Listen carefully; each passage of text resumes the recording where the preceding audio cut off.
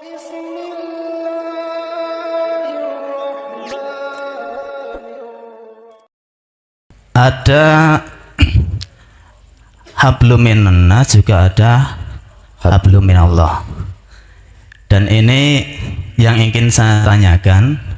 Kalau hablum minallah, insya Allah saya sudah derek apa yang Gus anjurkan, apa yang Gus bimbingkan, insya Allah saya sudah menderekkan. Tapi yang untuk hablum minannas, dan kebetulan itu yang saya alami sendiri. Kalau saya nggak alami, mungkin saya nggak bertanya. Yaitu karena efek dari ketidakberuntungan saya dalam pilkada, sehingga sampai sekarang masih ada tanggungan. Yang ingin saya tanya gini, Gus. Kita sudah diberi bimbingan bahwa semua itu adalah kehendak Allah. Apa yang saya lakukan, apa yang saya kerjakan, semua itu ada qadar iradanya Allah. Tapi di sisi lain ada satu keterangan yang saya taukatkan gini, Gus. Nanti setelah umpamanya, mohon maaf ya, kita kan nggak ngerti umur kita. Setelah kita kok ternyata sampai batas akhir yang ditentukan ajalnya sama Allah, dan tanggungan kita itu belum terlepas. Padahal ada satu keterangan riwayat ketika itu Kanjeng Nabi Muhammad itu ada salah seorang yang meninggal dan masih menanggung hutang. Sampai akhirnya Nabi Muhammad itu belum mau mensolati, menunda, sehingga ada yang menanggung hutangnya. Benar. Lah, otomatis itu kan juga ada hubungannya dengan hablum minannas. Betul. Padahal itu aslinya juga kehendak Allah. Lah itu terus nanti nasib orang yang masih menanggung tanggungan setelah meninggal dengan mempunyai tunggangan dengan orang itu bagaimana, Gus? Lah itu pertanyaan kedua. Terus yang ketiga, alhamdulillah itu ada oleh-oleh dari Pati Gus, dari Bapak Sarimin, walaupun bentuknya tongkat ular. Tapi itu ikon kota Pati, Gus. Itu tongkat dari Galeh Asem Mbah Saridin, Mbah Janggung. Waktu rubuhnya itu jadi rebutan sampai ke Surakarta, sampai mana-mana. Alhamdulillah, walaupun Gus nggak menghendaki, Allah memberikannya kepada Gus di sini. Cuman ansal tanya aku loh. Oh ya, Gus. Assalamualaikum warahmatullahi wabarakatuh. Para pemirsa yang dirahmati Allah Subhanahu wa taala, pada kesempatan kali ini kami akan menyajikan sebuah tausiah dari Kiai Haji Mukhlason Rosyid atau Kusson dari Mojokerto. Semoga apa yang disampaikan oleh beliau bisa memberi manfaat bagi kita dan bisa menjadi pencerah perjalanan kita hidup di dunia dan di akhirat kelak.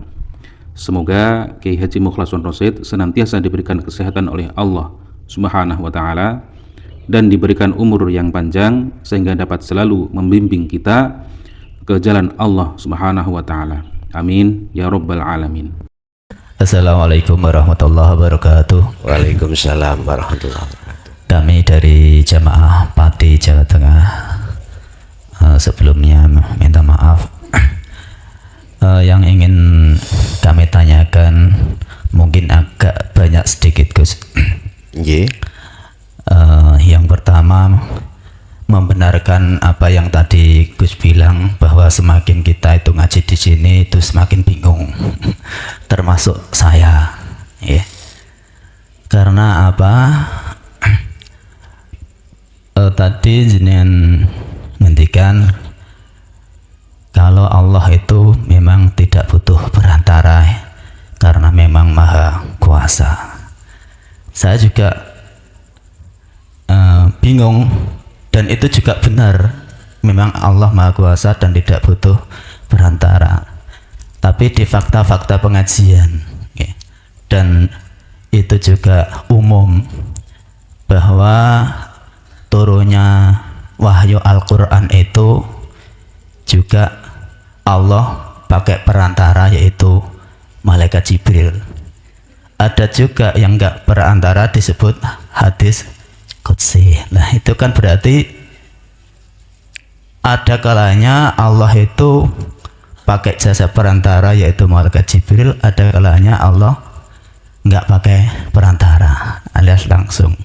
Dari situlah akhirnya saya bingung tadi jenengan yang katakan tadi.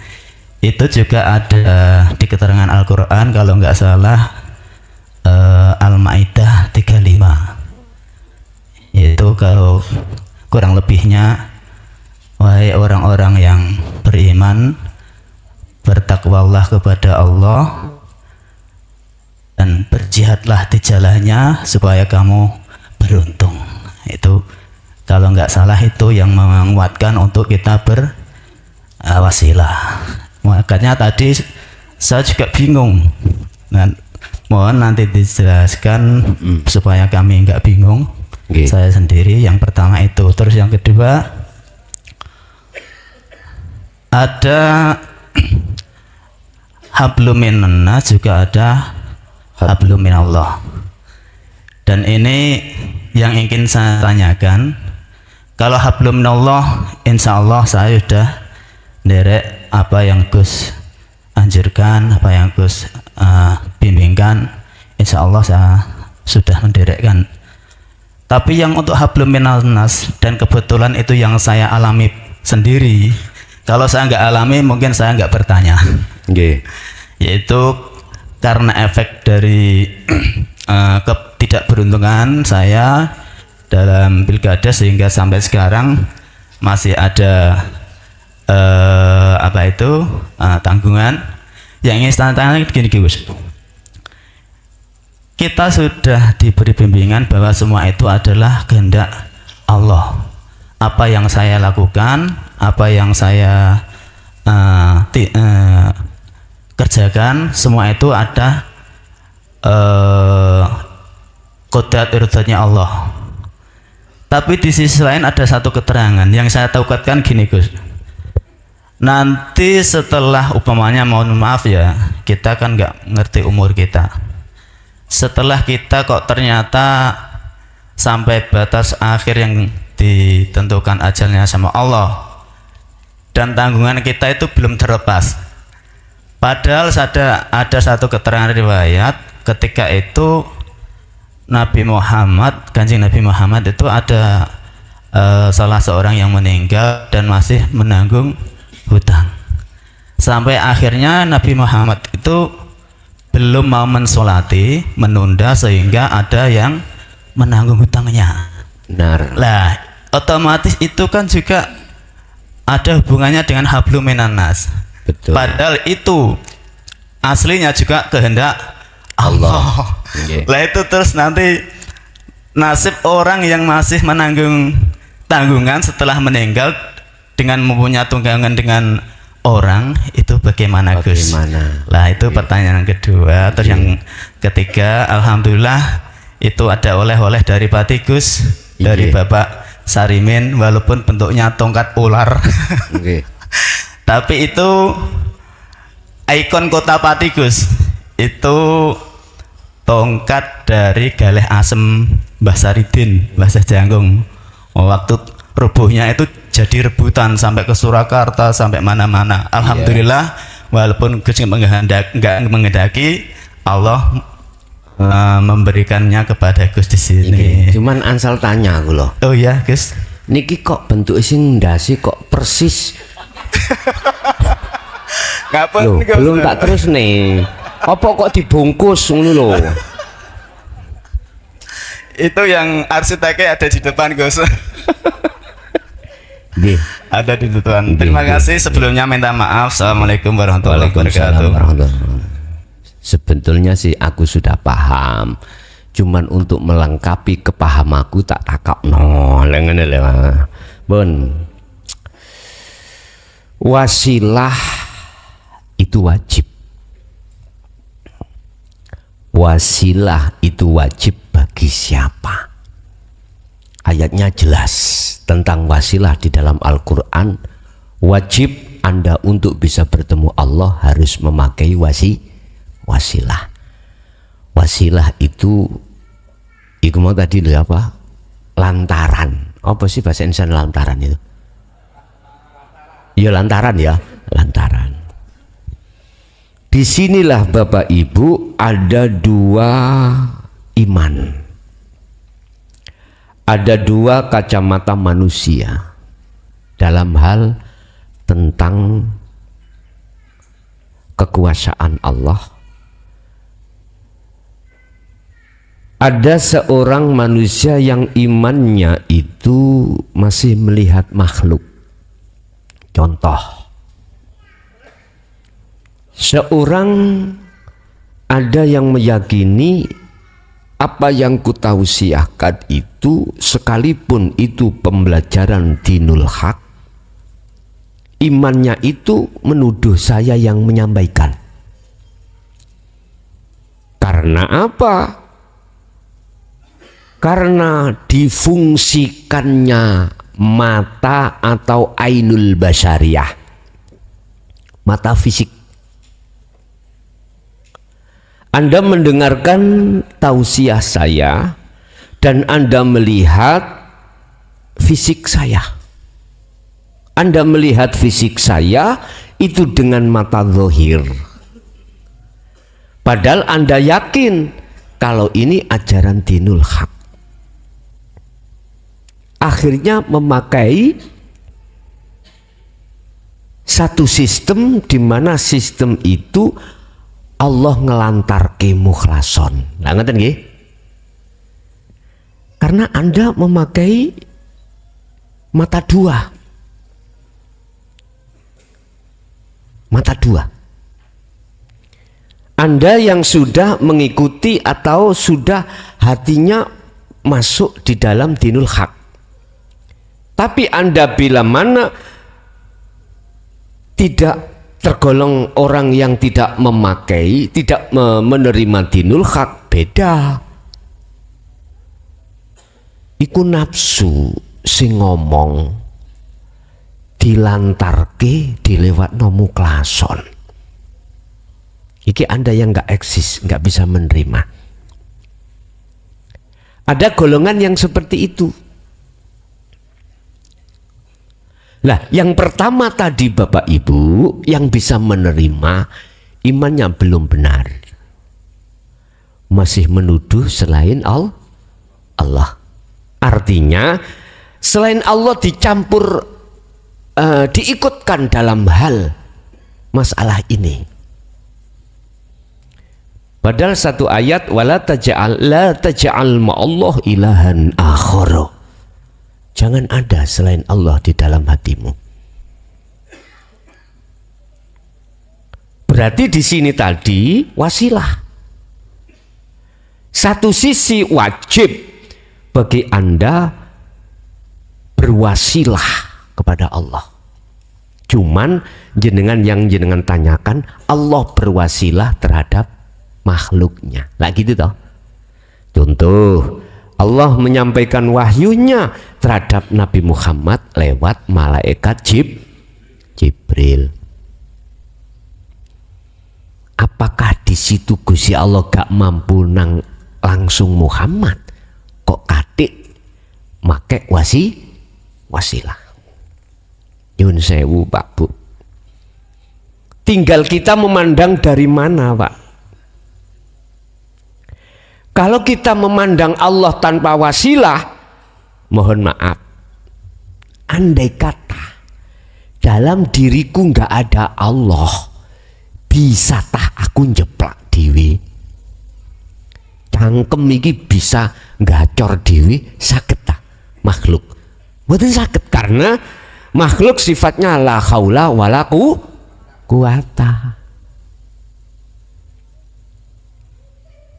Nyun sewu, bukan perkaranya Allah itu tidak mampu langsung terhadap Muhammad, enggak, tetapi itu bentuk kasih sayangnya Allah dilewatkan Jibril itu supaya jenengan Muhammad ini, mohon maaf, biar tidak dituduh kebingungan goleki Gusti Allah. Lho ngene lho. Muhammad itu ajaran wong bingung. Ngapunten, pernah terjadi iki di zaman sebelum Nabi Muhammad, yaitu Nabi Musa. Ketika Nabi Musa itu diperintahkan Allah ke Gunung Turisina 40 hari 40 malam dalam rangka menerima wahyu kitab Taurat. Itu beliau berpesan kepada saudaranya Harun. Sudah. Harun niku kakak ya apa dik, Pak? Kakak ya. Kak, tolong imannya pengikut kita itu jaga. Katakan kalau saya itu uzlah 40 hari 40 malam ke Gunung Turisina dalam rangka menerima wahyu. Oh iya.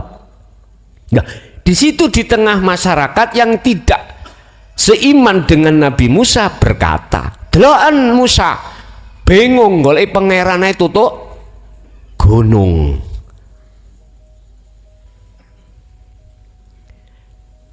Nyun sewu Bapak Ibu, ben gak dianggap bingung, maka Allah mewasilahkan lewat malaikat Jibril. Bukan perkaranya Allah tidak mampu dan kuasa langsung kepada Nabi Muhammad, enggak. Mengapa harus lewat Israel? Itu bentuk kasih sayang Allah. Hukum syariah tidak boleh ngomong langsung, harus berwasilah. Sebab hukum syariah itu kacamatanya itu memakai kacamata syariah. Kacamata syariah itu melihat makhluk. Kalau melihat makhluknya berarti wajib wasilah, wajib lantaran. Baik dari manusia ke Allah, dari Allah ke manusia. Makanya coba, umpama aku ngomong di depan orang-orang yang memakai wasilah identik dengan wasilah, fanatik dengan wasilah, yaitu hukum syariat. Aku ngomong ini, aku ditakoni, Gus, guru sampean sinten? Sanat sampean iku sopo? Langsung tak jawab Allah. Percaya? Gak percaya. Sampai gundul gak percaya. Karena sudah punya sistem sendiri, harus berwasilah. Akhirnya tanya, toriko sampai nopo? Tak jawab, torikoku iku ngikuti torikoi Rasulullah. Gak ono sing percaya. Gak ono sing percaya. Kecuali umpama aku ngomong, toriko sampai nopo Gus? Si A, si B, si C yang mutabaroh itu baru. Tapi nek jawab, aku torikohku iku langsung melok Rasulullah, langsung. Jadi gak nang Rasul, langsung ngikut Rasul iku nang ndi? Langsung Allah. Oh iya iku torikohku. Ya jelas. Wah, kanok sanate ngono. Bisa diterima lagi itu toh? Itu pasti. Kul innama ana basarum mithlukum. Ini torikohnya Rasulullah. Katakan Muhammad terhadap umatmu, bahwasanya kau dengan umatmu itu sama, manusianya. Sifat manusia itu la haula wala quwata. Lah illa billahnya itu dimasukkan, dititipkan, dimanifestasikan terhadap Muhammad. Jangan kau perintahkan umatmu itu menyembah, memuja, memuji padamu, tapi suruhlah, ajaklah fa'budun untuk menyembah ana. Itu. Akhirnya Rasulullah dawuh, wahai umatku, sesungguhnya saya itu sama dengan kau. basyariah, manusia, makhluk. Sifat kita la haula wala quwata hakikatnya. Bila mana di dalam diri kita ada haula dengan kuwata, itu datangnya illa billah. Inji. Akhirnya kita mengikuti apa yang dilakukan oleh Rasulullah. Apa sih thariqah itu? Jalan, Pak. Jalan itu apa? Nama sebuah aktivitas. Sholat itu nama thariqah. Ilmunya namanya syariat. Ngaji thariqah. Ilmunya apa? Isi di dalamnya. Hakikat adalah tujuan. Apa tujuannya? Bertemu Allah.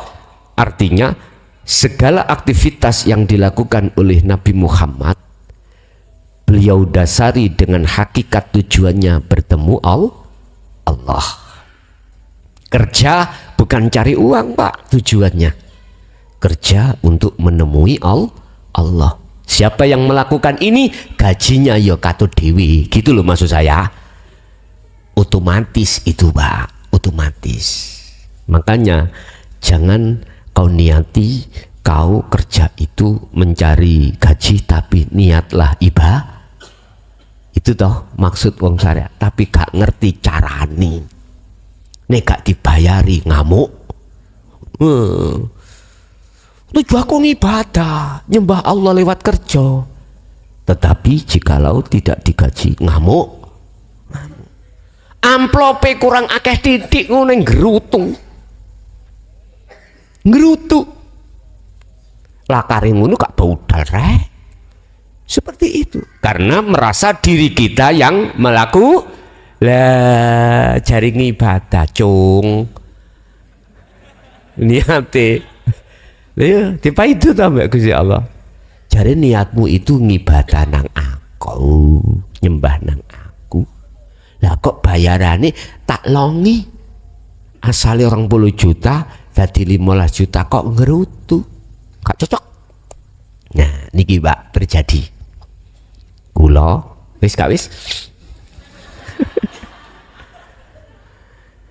Masalahnya menyangkut masalah orang lain, kok gak menyangkut mboten. Nek kula tok penak menyangkut orang lain.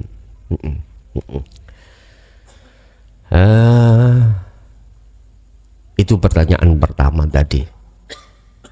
Tentang masalah apa itu? Wasilah. Jadi tinggal kita itu memandangnya dari mana? Kacamata syariat apa kacamata hakikat? Kalau memandang dari kacamata hakikat, nggak boleh iman jenengan iku mengadakan selain Allah yang berkuasa, nggak boleh.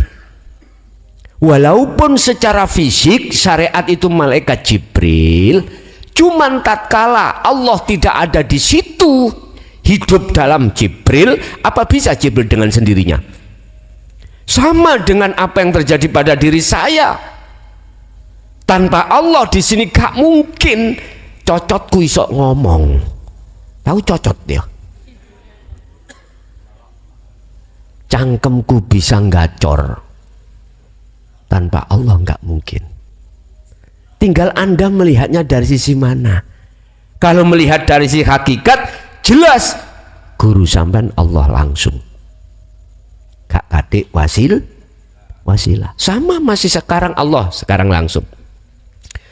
Allah memberikan anugerah terhadap jenengan melalui beberapa wasilah. Dilewatkanlah tonggo sampean, akhirnya jenengan dikasih pekerjaan, akhirnya dengan pekerjaan itu menghasilkan upah, yang upah itu di atas UMR. Biasanya gajinya berapa awakmu dalam 1 bulan? 5 juta Pak. Oh ya wis, sekarang mau nggak kamu kerja 1 jam itu tak bayar 50 juta. Ayo kepingin tuh sopo sing gak gelem ngacung. 1 bulan biasanya gaji normal di pabrik dimanapun sesuai UMR 5 juta 1 bulan.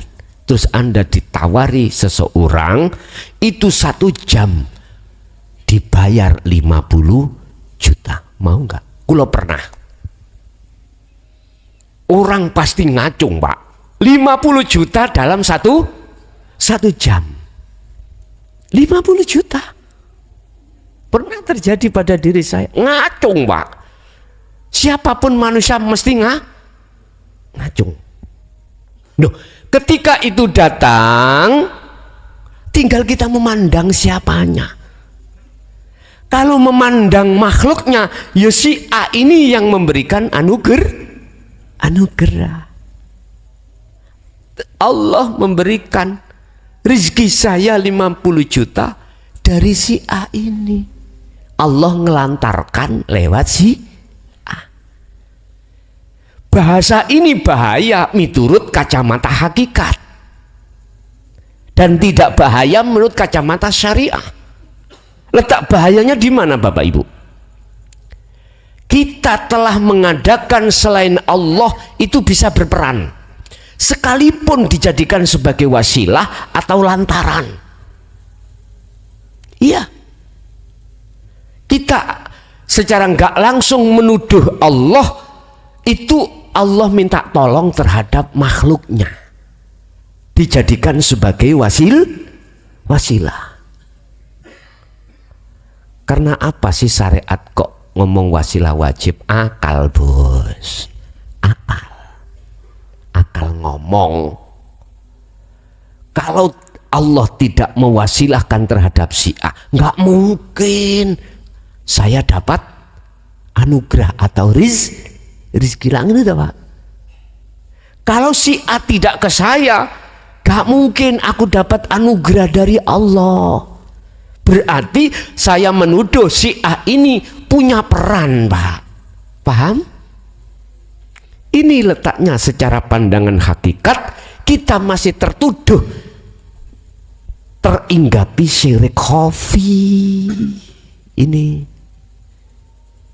saya ulangi, kacamata syariat monggo, wasilah memang wajib karena syariat memandang dari akal, dalil akli.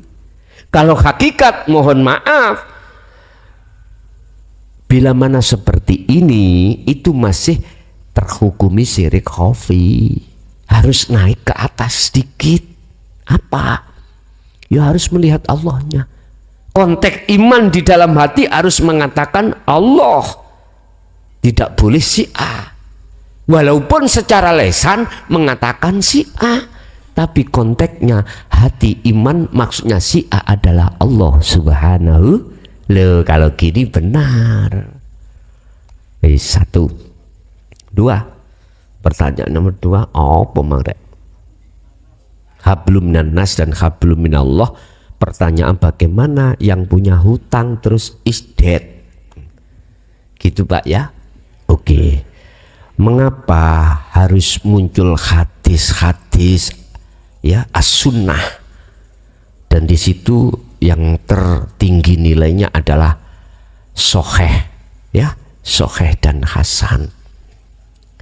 Soheh ini paling tinggi nilainya. Perawi diceritakan hadis itu disebut soheh. Perawi sang pencerita itu mutunya adalah nggak pernah bohong, gitu. Ini perawi berarti pencerita, sehingga disebut soheh, hadisnya ada di situ.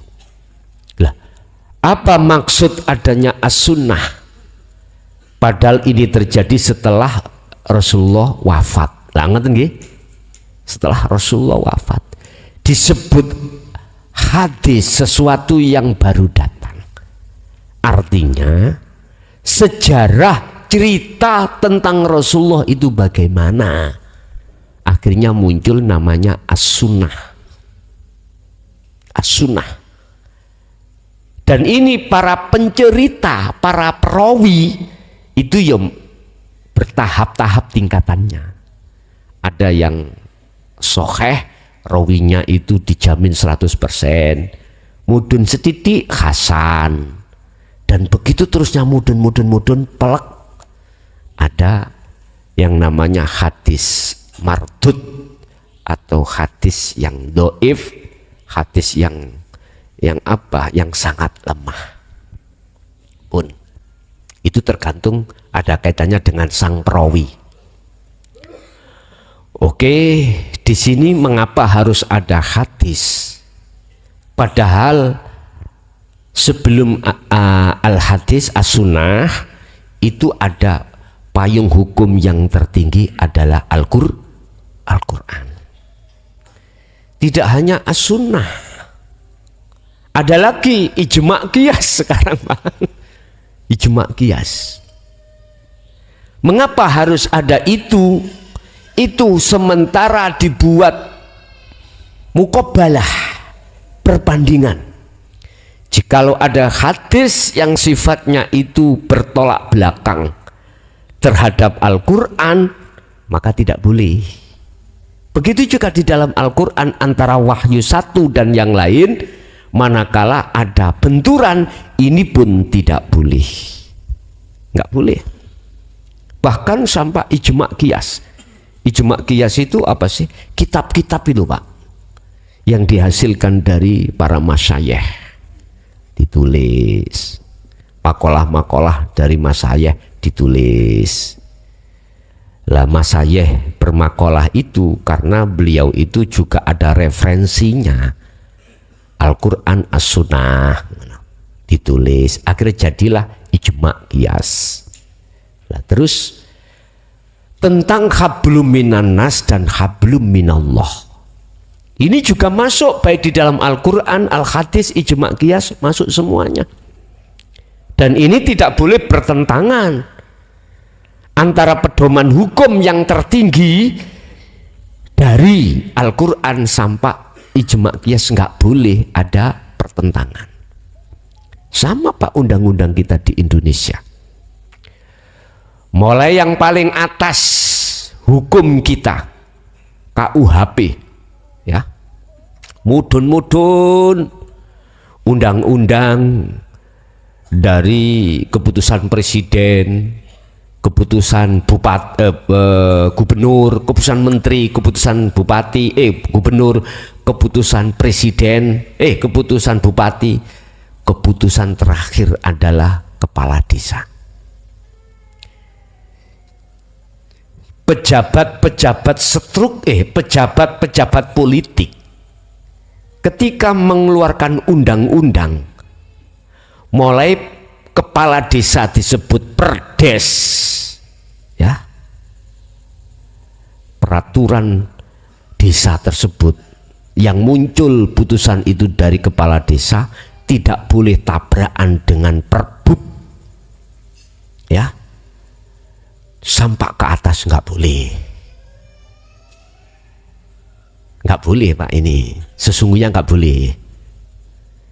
Di sini ada perdes yang mengatakan, perdes desa, mohon maaf, mengatakan A.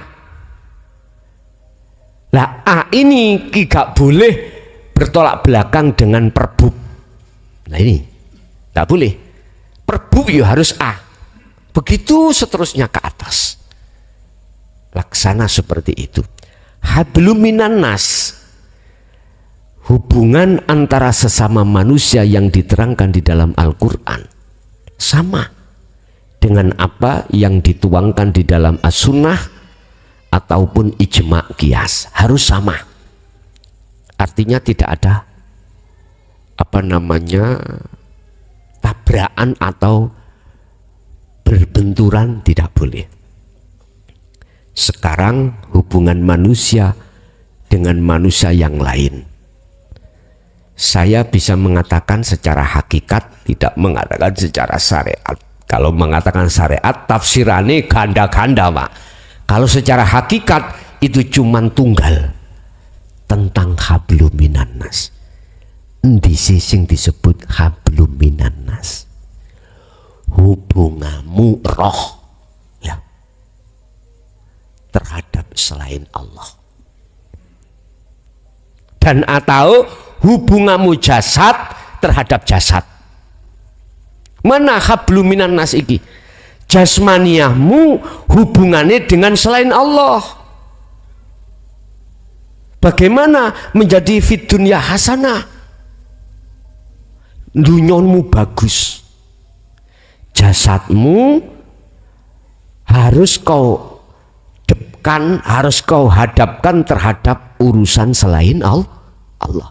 Ini sudah ditata di dalam hukum syariah, sehingga manusia apabila dia itu lapar, maka dia hubungannya itu harus terhadap makanan. Bisanya Anda mendapatkan makanan harus kerja. Iki hablum minan nas.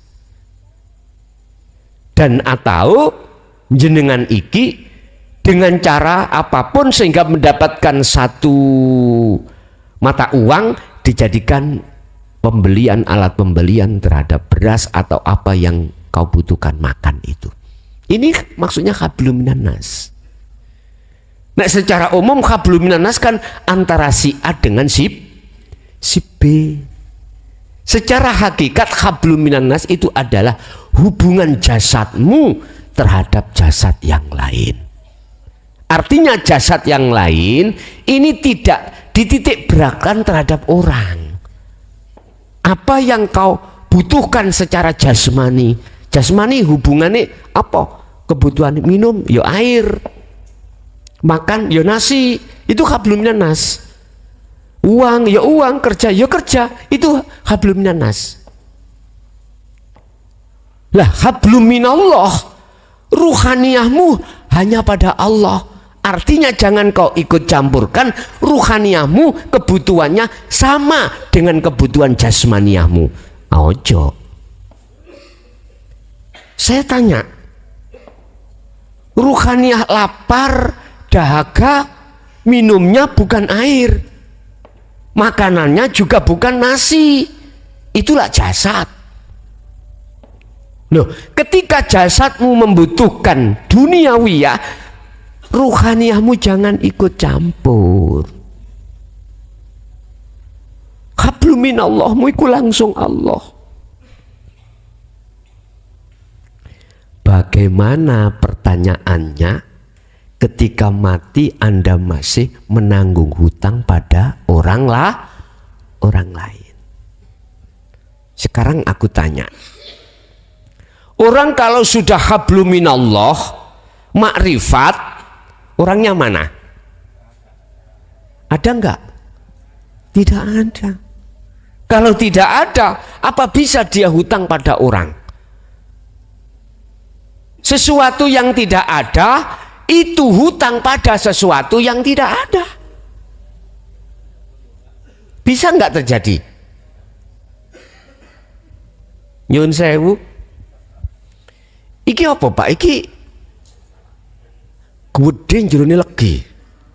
Apa? Wong kuwi gak mangan ya gak mesti ngomong salah. Dudu Pak, duduk salah iki.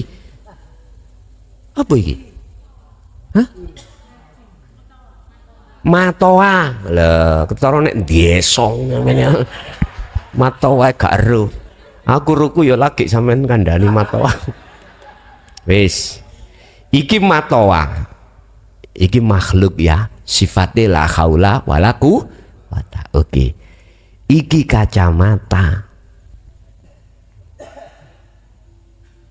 Matoa ngomong, "Hei kacamata, kupasen aku." Sakit. Kacamata ngupas. Gak bisa. Iki sifatnya makhluk, sifatnya manusia. Gak bisa Pak. Masih model koyo opo nggak bisa, kecuali ada pihak ketiga, yaitu Allah. Ketika Allah memegang, saya memegang, jangan lantas jenengan punya iman makhluk rupa kacamata itu bisa mengupas matoa. Tinggal kita melihat dari mana. Kalau melihat makhluknya, jelas kacamata yang mengupas. Jikalau melihat Allahnya, mesti imanmu benar, yang mengupas adalah Allah. Pihak ketiga tadi saya. Sama. Hablum minallah, itu hubunganmu langsung pada Allah. Lah kesalahan ruhaniyah itu pada Allah hanya satu, elo-elo, ikut-ikut, bercinta terhadap apa sing dibutuhno jasmania, yaiku hubbus syahwah, hubbud dunya itu. Itu loh kesalahannya. Jadi ruhaniyah ini telah selingkuh terhadap kesenangan dunia. Berarti berarti ruhaniyah itu berkhianat. Ini kesalahan ruhaniyah. Lah wong ruhaniyah itu hanya satu, menyembah hanya pada Allah.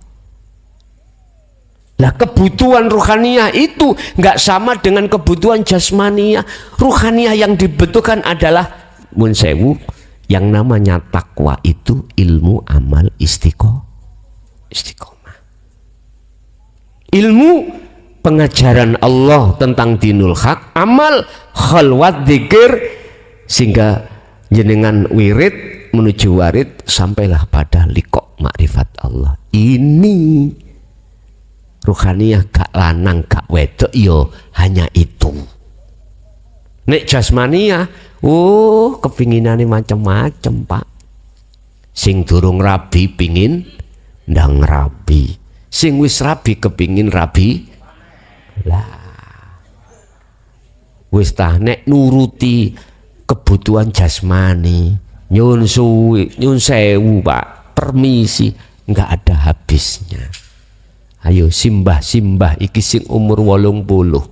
Sampeyan takoki, "Mbah, doyan mangan ngene." "Aduh, gak kuat." Tapi nek sampeyan tawani situ, "Mbah, arep ngene." Iku ndukur udel mendukur wis tuwek gak apa-apa. Tapi udel menisor isih gagah. Ngono. Jane ngono ya, berhubung aku gak kuat. Estu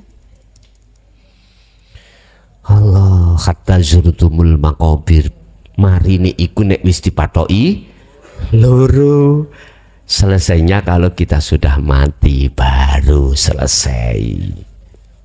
Nah, terus lewat hadis yang telah diluncurkan di situ, ketika saat ada satu sahabat meninggal, beliau tidak lekas memakamkan, tidak mau Rasul memakamkan karena ada tanggungan. Sampai diteruskan orang tuanya itu, mohon maaf, enaknya kita obongi ai, gak usah tak kubur. Kan ahlinya kan ketakutan, akhirnya harus dilunasi dulu baru dikuburkan. Artinya apa? Memang ada hadis, bahkan ijma qiyas mengatakan itu sebagai penghalang secara syariat. Kalau secara syariat, hakikat saya jawab, hanya golongan ahli syuhud, mohon maaf, yang betul-betul Anda itu tidak merasa Anda yang melakukan, tapi bukan lantas langsung mumpung jenengan ahli syuhud utangnya digedekno. Nek ditakoni sapa sing utang, Gusti Allah kabeh kok. Lah iya ta ya. Didik-didik kita melakukan perbuatan jelek, bukan saya tapi Allah. Aku nggak pernah nyolong kok, mencuri, sing nyolong Gusti Allah. Yun sewu, Pak ya. Tanda-tanda orang yang betul-betul sudah liqo makrifat pada Allah, khususnya lewat jalur wasilun, mohon maaf, mesti tambah sae, tambah suwe, tambah bagus, tambah lama, tambah bagus ruhaniyahnya. Kalau ruhaniyahnya tambah bagus, maka secara otomatis jasadnya juga tambah Bagus. Saya mengatakan sistem wasilun. Lah terus bagaimana tentang hablum minan nas itu? Sudah saya katakan. Hablum minan nas itu secara hakikat adalah hubungan jasmaniamu terhadap duniawiyah. Urusan duniawiyah. Bisa jadi jenengan pada istrimu duniawiyah. Bisa jadi jasmaniamu butuh makan dan lain sebagainya. Itu duniawiyah semuanya. Kalau hablum minallah, ruhaniyah langsung pada Allah. Ini tidak mengikut sertakan makhluk, tidak mengikut sertakan duniawiyah. Maka tidak butuh di situ wasilah. Langsung Allah. Rasulullah juga begitu. Langsung Allah. Cuman berhubung kita yang masih di tidak bisa menerima kalau kita itu langsung ke Allah. Sanate wasilahe langsung Allah. Nggak percaya. Iya nek nabi, iya nek rasul. Nggak gitu toh. Sekarang aku tanya, apakah Allah tidak mampu, tidak kuasa menghendaki satu hambanya walaupun tidak terakui secara aklamasi hukum itu termasuk bukan nabi dan bukan rasul? Apakah Allah mampu menghendaki hambanya untuk langsung pada Allah? Kalau Anda itu masih membatasi Allah berkuasa, berarti Allah zaman Nabi Muhammad dengan Allah sekarang beda. Beda toh? Allah dulu cuman langsung terhadap Nabi dan Rasul, Allah sekarang ganti Allah. Masa begitu? Ingat, jangan pernah kau membatasi terhadap Allah dalam hal penguasaan. Ingat surat Yasin dibuka, in aroda syai'an ayyakula lahu kun fayakun. Apakah kau tidak percaya kalau Allah itu menterjadikan pada satu hamba tanpa wasilah yang dipandang secara umum? Kalau kau tidak percaya, berarti Allah dulu dengan sekarang tidak sama. Kalau bahasa saya, awal akhir sama. Allah yo awal, Allah yo akhir. Konteks dalam penguasaan terserah Allah. Jadi bagi ahli syuhud yang sudah sampai hatinya iman hanya Allah saja, tidak ada selain Allah, bagaimana bisa dihukumi si ahli syuhud itu melakukan sesuatu padahal dia sudah tidak ada? Dapat hukum nggak? Nggak dapat. Gini ki Pak, sing diwastani golongan bighairi hisab, tanpa dihitung. Karena apa? Dia sudah tidak merasa dirinya yang melakukan. Jadi mana nilainya? Nggak ada, kosong. Jadi Gusti Allah besok ikut nonton, dompetnya si A kosong, Gusti, yo gak usah dihitung, leboknya langsung. Lah berhubung si B bagian ada banyak uangnya, dihitung. Karena ada uangnya mesti kau hitung. Lah kau buka dompet nggak ada uangnya kok ngitung-ngitung, gendeng kamu. Nggak ada uangnya kok hitung. Mengapa bighairi hisab, tanpa ada hitungan? Karena nggak ada yang Mengapa tidak dihitung? Karena kau tidak pernah mengakui kau yang ngutang. Tinggal kau merasa yang kau yang ngutang apa? Enggak. Ahli syuhud itu sudah tidak merasa. Kalau Anda tidak merasa hutang, terus gak dihutangi, yo jangan ngamuk-ngamuk. Wong utang gak diutangi, gak disopo. Wancene kuwi makrifat abal. Wis tak tagih saiki maneh. Tak tagih yo. Gus, kula niki wis ngaji hakim sudah suluk, sudah kholwat iku pun 5 tahun. Kok gak wusul-wusul? Lah, tak tagih saya. Tak tagih. Berarti kau merasa kau yang melaku? Buktinya masih Arab. Le tak hitung wae lah. Ya. Sangat dipahami? Itu. Bon. Ada lagi? Kalau nggak ada, saya kasih kesempatan sakno jam piro iki rek? Sakno sing ngenteni wis tak kei 3 pertanyaan di jalur interaktif.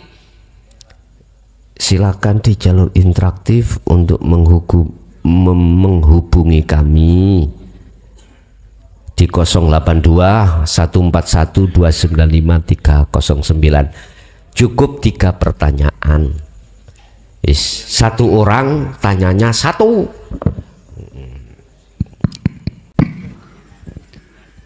Assalamualaikum warahmatullahi wabarakatuh. Kula padesan Gus saking Kecamatan Balongbendo badhe tanggep. Mohon dijelaskan antara fanaul kamil dan bako. Di situ yang saya tanyakan nanti di dalam kebakoan itu apakah dari sisi batin saja atau ditandai dari sifat lahir itu yang dikatakan orang-orang itu al-majnun. Gitu aja Gus dari saya, mohon nanti dijabarkan. Assalamualaikum warahmatullahi wabarakatuh.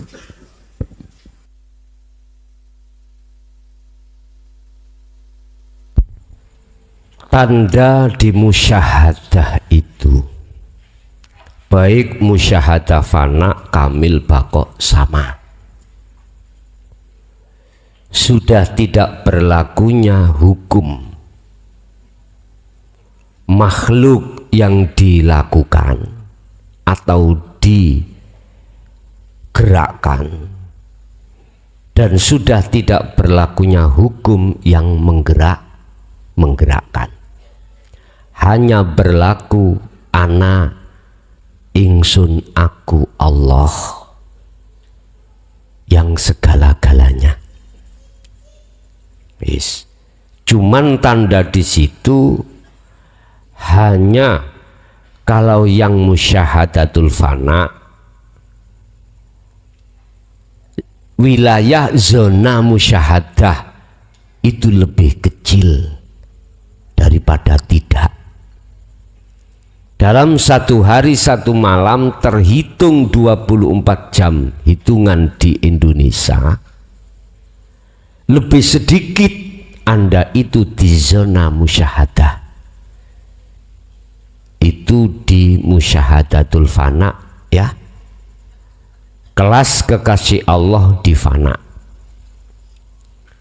Terus yang kedua bako kamil. Itu kebalikannya.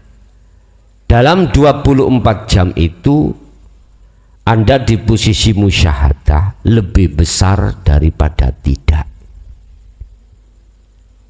Terakhir bako. Ini justru sudah tidak mengenal di luar musyahadah, sekalipun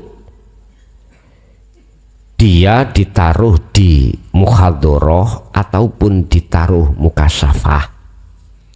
Muhadharahnya sudah menjadi musyahadah, mukasyafahnya sudah menjadi musyahadah. Itu apabila ditaruh di mukasyafah atau ditaruh di muhadharah.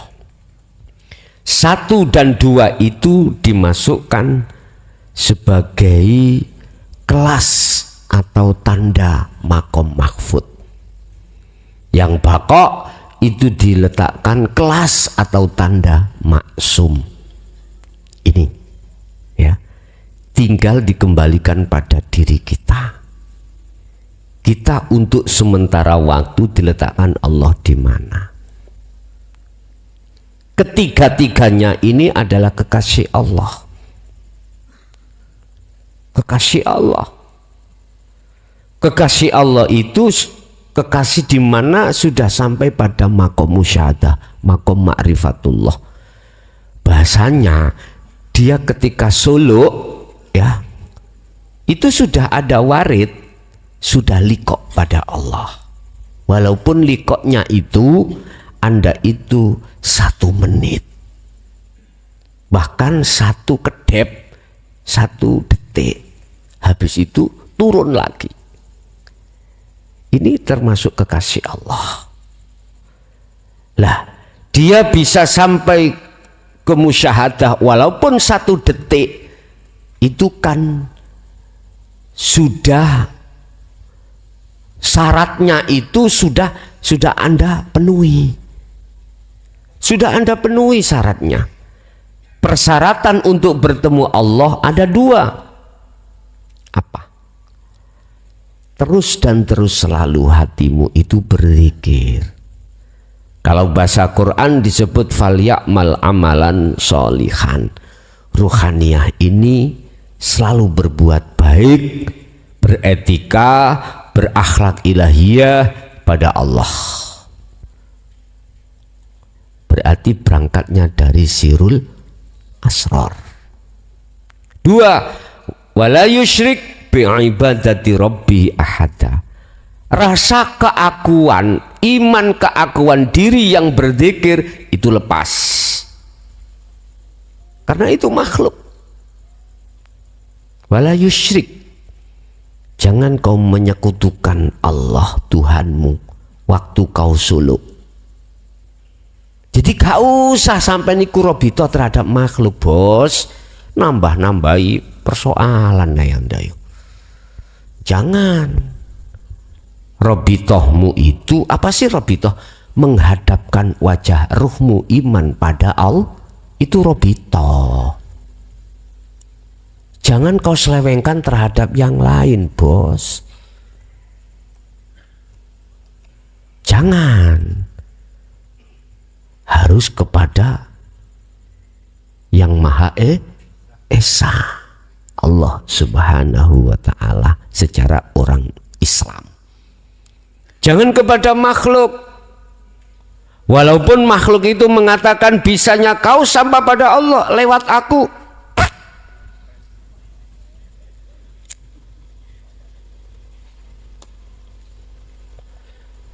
Allah tidak pernah memakai lantaran. Allah tidak pernah meminta bantuan untuk menyelesaikan masalah apapun termasuk kewusulanmu. Gara-gara kau beriman terhadap makhluk itulah sampai ratusan tahun ayo kepingin roh totoan pedotan manuk.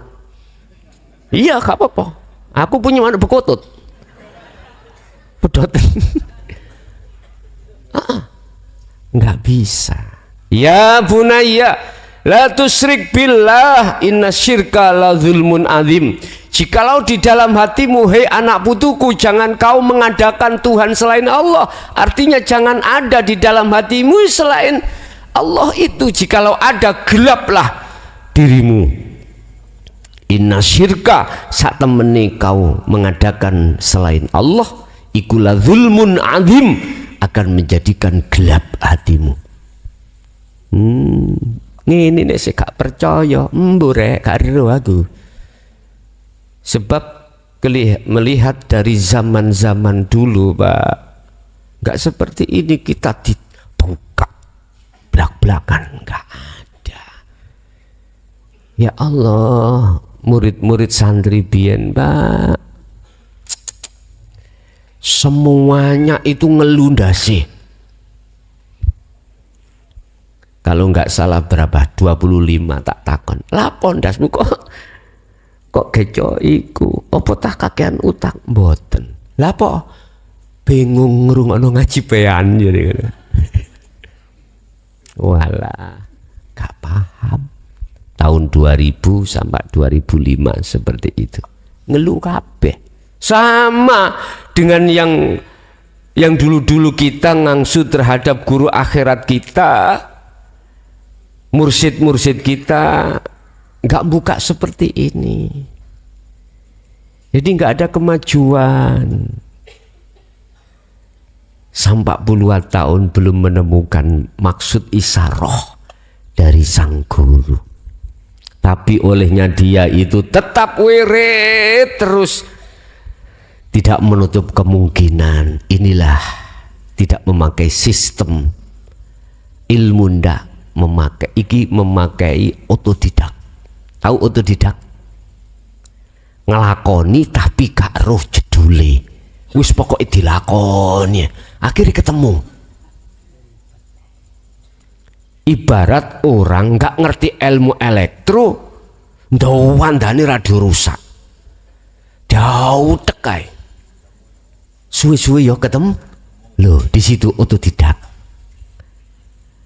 Otodidak saya itu ada di Magelang, di Watu Congol, ketemunya di situ. Dulu itu, ya Allah, kalau mungkin jenengan kenal Mbah Dalhar ya, Watu Congol, ketemu nih otodidak teng mriku. Wis, enak jenengan saiki digelar cara paribasane, perumpamaan makanan sudah mateng, mangapa cocotmu tak lebokno lho.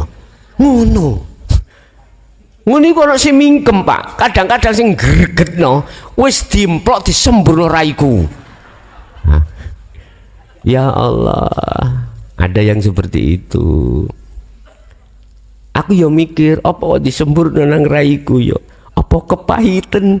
Apa tacake kapok? Wis macam-macam alasan.